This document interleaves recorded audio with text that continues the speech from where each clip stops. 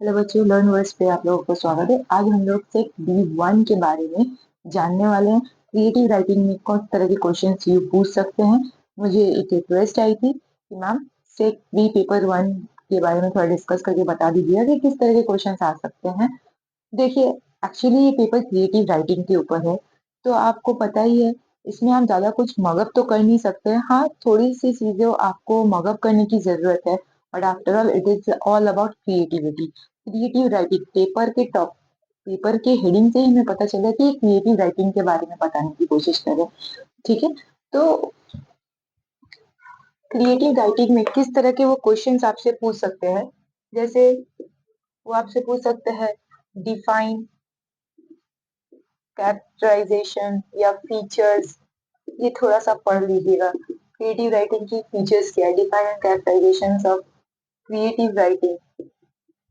मैं short form use कर रही हूँ CW। देखिए, क्रिएटिव राइटिंग के बारे में मैं जितना भी क्वेश्चन से सर्च करके देखी हूँ, चाहे वो CU का क्वेश्चन हो, चाहे वो DU में हो या इग्नू में हो, कोई भी मैं जो क्वेश्चंस उसमें देखी हूँ, इसके सारे क्वेश्चंस आपकी थिंकिंग, आपकी क्रिएटिविटी पे ज़्यादा मैटर करती है। ऑब्वियसली क्वेश्चन आया था, मैं बता रही हूँ। वो है स्टोरी राइटिंग के फीचर में क्या आप लोगों को उसमें बताने के लिए बोला है कि स्टोरी राइटिंग जो फीचर्स है उसमें स्ट्रगल और कॉन्फ्लिक्ट रहना ज़रूरी है कि नहीं? क्यों ज़रूरी है? ये आपको बताना है। तो आप जितनी स्टोरीज़ पढ़े हो या देखे हो, तो तभी आप ये आंसर लिख सकते हो। इसके लिए आप कोई पर्टिकुलर कोई टीचर आपको बता नहीं सकता है, आप क्या फ़ील किए हो। तो ये आपके ऊपर डिपेंड कर रहा है कि आप क्या बता सकते हो, ठीक है? दूसरा क्वेश्चन जो आप प्रैक्टिस करके थोड़ा देख सकते हैं, वो है difference between creative writing and analytical writing, ठीक है? एनालिटिकल राइटिंग और क्रिएटिव राइटिंग में क्या डिफरेंस है? ये सारे क्वेश्चन आप मगअप कर सकते हैं, पर अगर मैं आपको ये क्वेश्चन दूं कि क्रिएटिव राइटिंग, एक क्वेश्चन आई थी कि creative writing is all about subjectivity, explain creativity is all about subjectivity, explain creativity limited to the sphere of literature or not। तो इस क्वेश्चन का जो आंसर है, आप कह सकते हैं ना कि ये क्वेश्चन आप मगअप तो कर नहीं पाएंगे। ऑब्वियसली क्रिएटिविटी सब्जेक्टिव है, पर इसका मतलब ये नहीं कि सिर्फ लिटरेचर फील्ड में ही है। आप लिटरेचर फील्ड के बाहर भी तो जान सकते हैं। लिटरेचर के फील्ड के बाहर भी ऐसी बहुत सारी टॉपिक्स है जो हमें क्रिएटिविटी की ज़रूरत पड़ती है। आर्ट्स है, आपके ऐसे बहुत सारे हैं जहाँ पे आपकी क्रिएटिविटी ज़रूरी है। सिर्फ लिटरेचर के फील्ड में, ये लिटरेचर की दुनिया में नहीं है। तो ये आंसर भी आपको थोड़ा-सा सर्च करना होगा। थोड़ा जिनका भी पेपर सेट B1 है, उनसे मेरा यही रिक्वेस्ट है, आप ऑब्वियसली ये पेपर लिए तो बहुत सोच समझ के ये पेपर लिए होंगे। आपकी वोकैब्युलरी पावर बहुत स्ट्रॉन्ग है, आपकी इमेजिनेशन पावर बहुत स्ट्रॉन्ग है। आप बहुत अच्छे से फैंसी फैसिनेट करके लिख सकते हैं, फैब्रिकेट कर सकते हैं कहानियों को, तो आप इसमें ज़रूर कूदे हैं। तो उसके लिए आप कुछ क्वेश्चन है जो आप रट सकते हैं, बाकी हर एक टॉपिक्स आप इसमें रट तो नहीं सकते हैं, राइट? तो डिफरेंस बिटवीन और क्या क्वेश्चन्स है? हाँ, स्टोरी बेनिफिट्स ऑफ क्वालिटीज़, अच्छा क्वालिटीज़, पहले क्वालिटीज़ पढ़ लेते हैं। क्वालिटीज़ ऑफ क्रिएटिविटी राइटिंग, फिर है बेनिफिट्स ऑफ क्रिएटिविटी राइटिंग। किस-किस तरह के बेनिफिट्स हो सकते हैं? Benefits of creativity writing. एक और क्वेश्चन आया था, उसमें पूछा गया था, are creative people constantly marginalised and defied as a divinely inspired and at the same time compare with lunatics? Obviously they are compared with lunatics। हम लोग उन्हें बहुत जज करते हैं, हम कहते हैं अरे यार पागल है, lunatics कंपेयर किया जाता है उनको, उन्हें कहा जाता है किस तरह के बेतुक चीजें, उन्हें मार्जिनलाइज की जाती है। और क्यों मार्जिनलाइज की जाती है? उनकी इंस्पिरेशन, उनकी क्वालिटीज को वैल्यू नहीं दी जाती है। देखिए, आप लिटरेचर के स्टूडेंट हैं एंड आप लिटरेचर में क्या ही, आप जितने भी बच्चे यहाँ पे इंग्लिश लिटरेचर के स्टूडेंट है, वो क्या ही लेकर पढ़िएगा। आप या तो ऑथर बन सकते हैं, या तो स्टोरी, आप अच्छे जर्नलिस्ट में feature writing, article writing, content writing, और अगर एकेडमिक फील्ड में जाइएगा तो प्रोफेसर, टीचर, स्कूल टीचर और प्रिंसिपल, यही सब आप बन सकते हैं। और अगर आप क्रिएटिविटी राइटिंग में जाएँगे, तो आप एक पोएट, एक ऑथर, एक नोवेल राइटर, आजकल के डेट पे बहुत सारे ऐसे हैं जो नॉवेल्स लिख के बहुत कमा रहे हैं, ठीक है? तो क्रिएटिव राइटिंग राइटर्स को उतने वैल्यूज़ नहीं मिलते, ये बात तो बहुत सच है, ये रियलिटी है। और किस तरह के क्वेश्चंस वो आपसे पूछ सकते हैं? जैसे explain how creative writing is distinguished from a technical professional journalist writing on the basis of primacy and imagination. Obviously, creative writing और जर्नलिस्ट राइटिंग में बहुत फर्क है, या आप कह सकते हैं analytics writing. These are creative writings always talk about imagination, fantasy world, जो चीज नहीं हुई है. You are working on your imagination. It's all about the power of your imagination, power of your vocabulary, power of your thinking. It's all about that. You create a world, you create a universe. See, Marvel creating a universe. You have seen Stanley created his own universe. Not only Stanley, J.K. Rowling, J.R. Tolkien, they are all creating their own universe. They have created Harry Potter, the best example, Lord of the Rings. They are all the best examples. And जो भी ये paper लिए ना, मैं ये कहना चाहती हूँ कि मैं बहुत खुश हूँ यार, आप लोग कुछ तो यूनिक लिए हैं. Very I am very thankful to the guys that you have chosen something unique, something different. And I will request you, just focus in this paper. It's not only about a set skill enhancement course, but obviously it's somebody's future can also build up from this area. ठीक है, किसी की future बन सकती है, ऐसा नहीं है कि ये बस एक मामूली सी से हमारे कोर्स है, हमें करना है, रटना है, इसलिए हम लिए हैं. रटो मत यार, मेरा यही रिक्वेस्ट है, आप लोग रटो मत. यहाँ पे मैं बहुत जनों को देखती हूँ जो इंग्लिश लिटरेचर लेने के बाद भी रट्टू तोता बनते हैं. ये मेरी पर्सनल रिक्वेस्ट है, please don't mug up the things. Create यार. You have the power, you have the imagination. हम लोग बचपन में कितनी सारी चीजें क्रिएट कर लेते थे, वही तो यहाँ पे करनी है. तो ये चीज क्रिएटिविटी पे है. पर जर्नलिस्ट थिंकिंग या कोई भी एनालिटिकल प्रोफेशनल राइटिंग, उसमें क्या मांगते हैं कंटेंट में? True facts. They ask, they want true facts, they want pros and cons. There is no hypothetical thing. But here, imagination, fancy.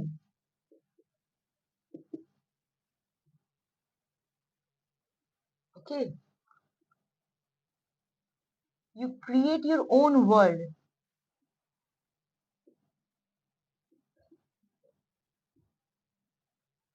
You are creating your own world. So it's all depends on your imagination.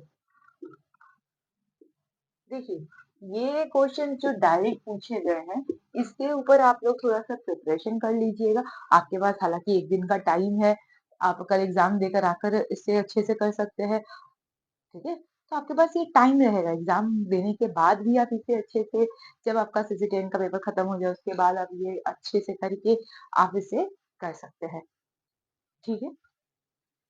तो जब मैं ये video बना रही हूँ, तब तक आप लोगों की सीजी-10 की एग्ज़ाम नहीं हुई है. जब ये वीडियो अपलोड होगी, तब सीजी-10 की एग्ज़ाम शायद आप लोग दे रहे होंगे, या शायद बैठ गए होंगे. ठीक है?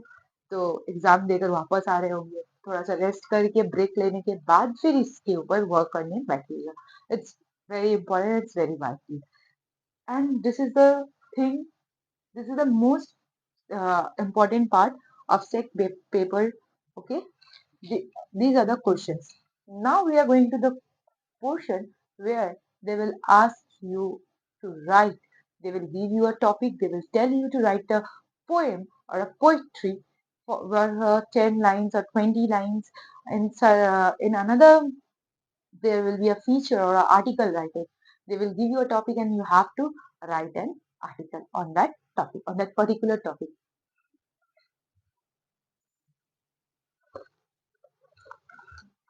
You can take a screenshot if you want. But these are the most important topics you need to prepare.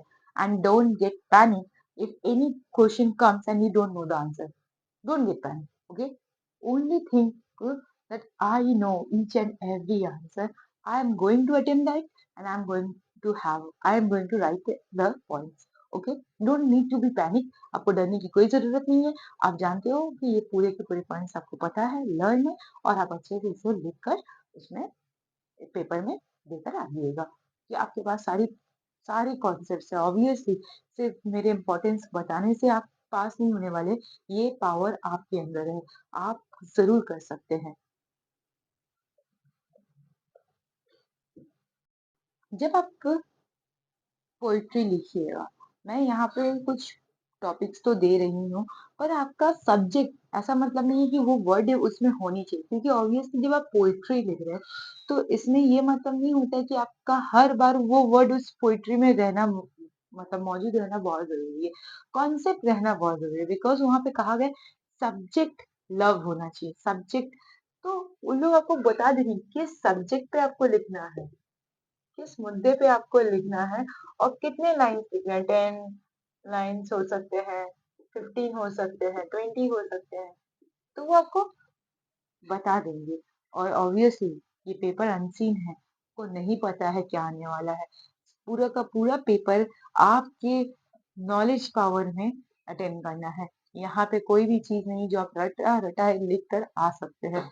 और दूसरी चीज़ है, प्लीज़ अपने फ्रेंड से तो पूछने ही मत जाइएगा कि भाई तू क्या लिखा है, कि बहन तू क्या लिखी, थोड़ा मुझे बता दे, मैं पूरा कहानी लिख दूँगी।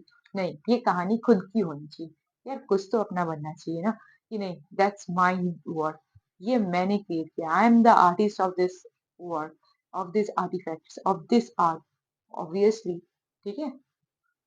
तो टॉपिक्स वो आपको क्या दे सकते हैं? लव के ऊपर दे सकते हैं, मदर के ऊपर दे सकते हैं, फ्रेंडशिप के ऊपर भी दे सकते हैं,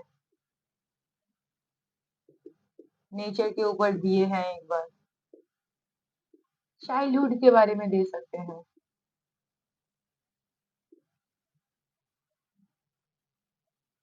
मेमोरीज के बारे में दे सकते हैं, डेथ के बारे में दे सकते हैं, फादर के बारे में दे सकते हैं,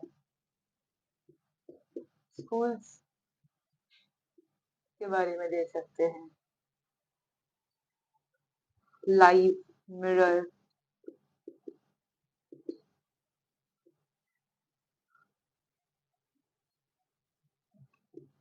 जर्नी,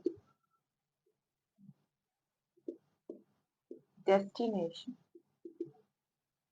टाइम, फेट,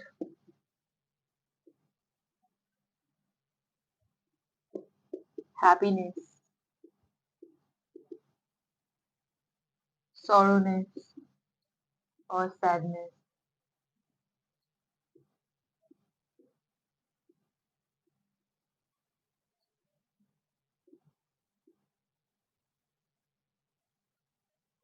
मुझे तो इतना ही समझ में आ रहा है, और क्या ही वो आपको बता सकते हैं। Mm, if you have any topics, you can suggest in the comment box. It will help. It might help some students.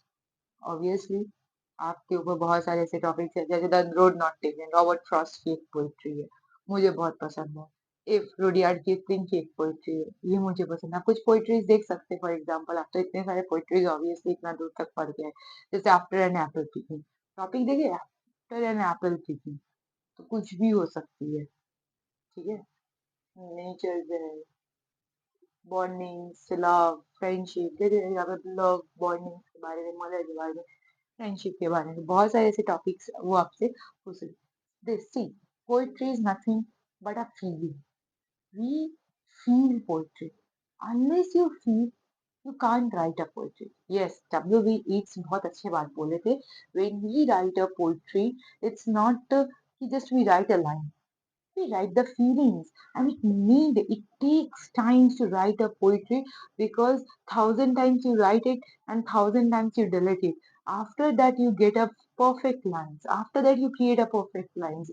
It's not a matter of a time that in a with a snap of your finger you can write a poetry, but you're giving an exam, so you have to focus it in. You will not get enough time. Divide your 3 hours, 1 hour to each I will say each section. Like the question answer part 1 hour, poetry part 1 hour, and article writing 1 hour. Divide your paper just like that. Okay.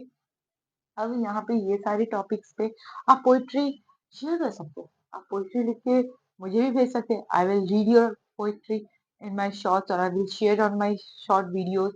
Okay, आप अपनी poetry इस सारे topic पे लिखिए, लिखकर भेजिए। Obviously creativity है इसमें, तो मैं कुछ सिखा भी नहीं सकती कि भाई तुमको ये लिखना है, बहन तुमको ये लिखना है, ये मैं बता भी नहीं सकती आप लोगों को कि क्या लिखना है। ये सब आप लोगों के ऊपर में है कि किस तरह से लिखोगे। हाँ, लव, अब ऐसा नहीं है कि लव वर्ड रहना चाहिए। लव माता-पिता में भी हो सकता है, भाई-बहन में भी हो सकता है, आपको नेचर के साथ हो सकता है, कोई दोस्तों के साथ हो सकती है, किसी का वो अनरिक्रूटेड लव हो सकती है, जो लव आपको कभी मिली नहीं है। ऐसी बहुत सारी स्टोरीज़ हैं। आपको एक स्टोरी लिखनी है, you feel it, you will write it, you will give words, you will give and the and you can use simple language just like Wordsworth use, yeah. William Wordsworth also uses simple colloquial and language. So the style, the dictions you are writing, it's all important. Okay, so don't get nervous. What should I write? Just be patiently write that whatever you are writing your feeling. You're writing your feeling with the help of words. You are giving words a life. Okay, आप words को, आप एक एक word को, शब्द को जीवन दान दे रहे हैं। ठीक है, तो जब भी आप लिखिएगा जरा सोच के जरूर लिखिएगा। You can take a screenshot of it if you want. And now I will discuss after this the articles, what kind of topic they can ask for your articles in a newspaper.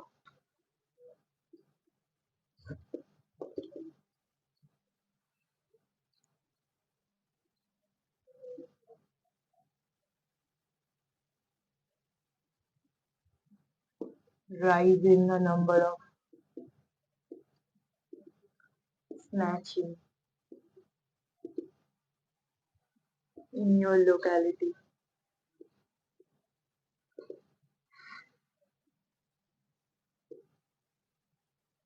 Rail accident in your state.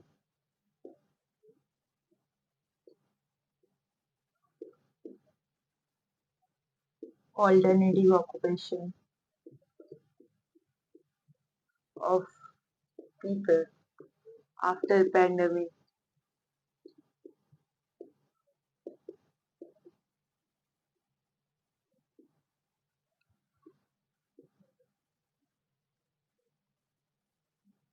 Environment pollution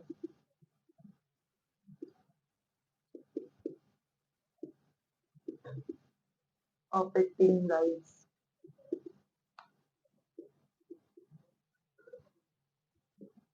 Rise of cyber crimes.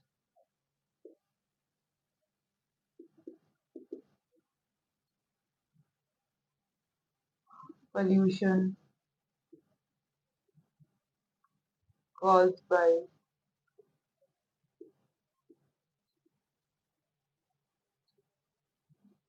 pollution caused by old vehicles.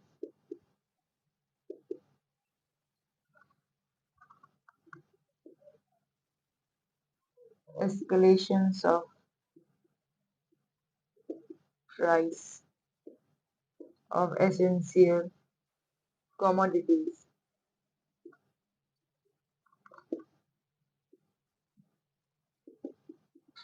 affecting the lives of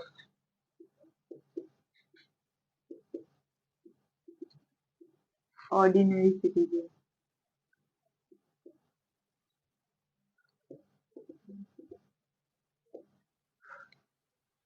So now see, here there are so many topics.